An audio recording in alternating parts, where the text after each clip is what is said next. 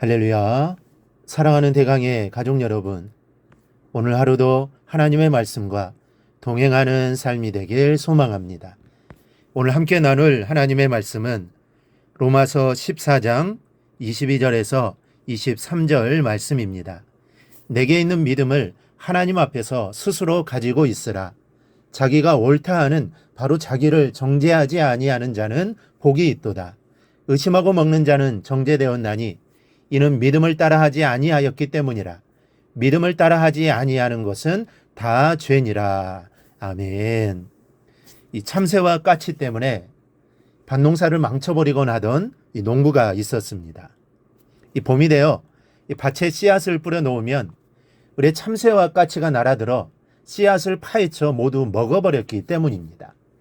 이렇게 항상 낭패를 보자 농부는 그물을 쳐서 새들을 잡기로 마음을 먹습니다. 그물을 친 지 이틀 때 되는 날 아침 일찍 밭에 나간 농부는 신이 났습니다. 참새와 까치 몇십 마리가 때로 걸려들었고 이 두루미도 한 마리 끼어 있었기 때문입니다. 그런데 참새와 까치들은 자기들이 지은 죄 때문에 아무런 변명도 하지 않았으나 이 두루마리만은 유해였습니다. 농부님, 저를 살려주세요. 저는 당신의 곡식을 먹은 적이 한 번도 없답니다. 농부님도 잘 아시잖아요. 그러니 저를 놓아주세요.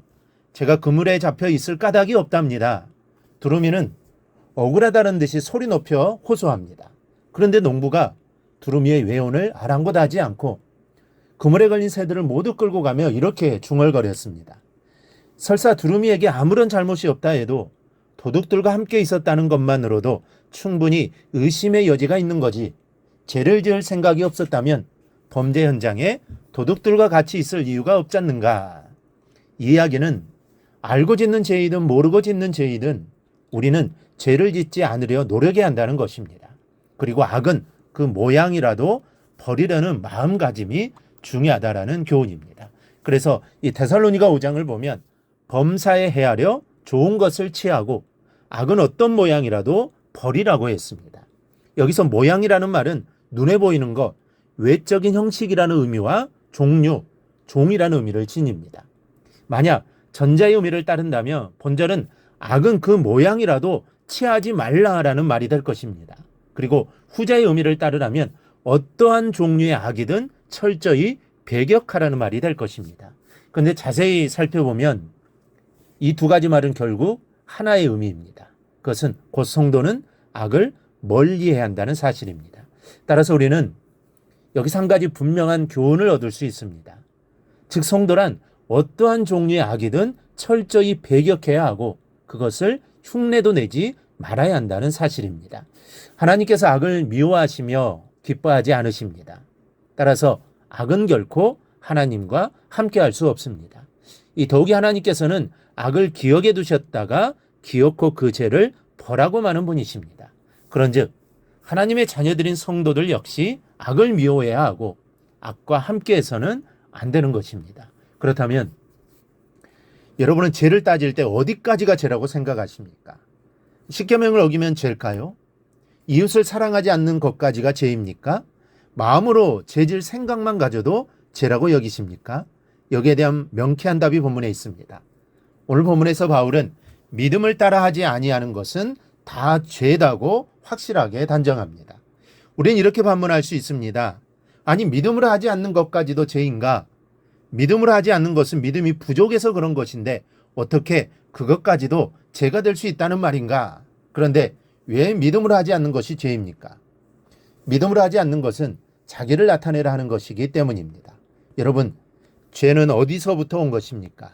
죄는 하나님과 같아지려는 마음이나 또는 하나님보다 높아지려는 시도로부터 시작이 됩니다. 이 사단은 원래의 신분이 천사장이었습니다.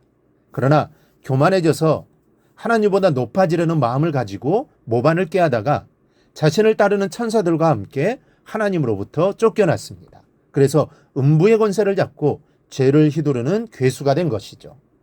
하와가 선악과를 따먹도록 유도하는 사단의 말을 들어보십시오.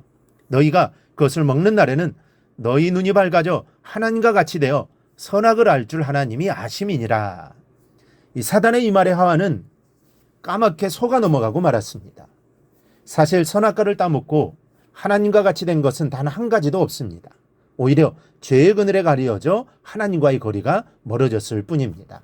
중요한 것은 하와가 죄를 짓게 된 동기가 하나님과 같아져 보려는 교만한 마음이었다는 사실입니다.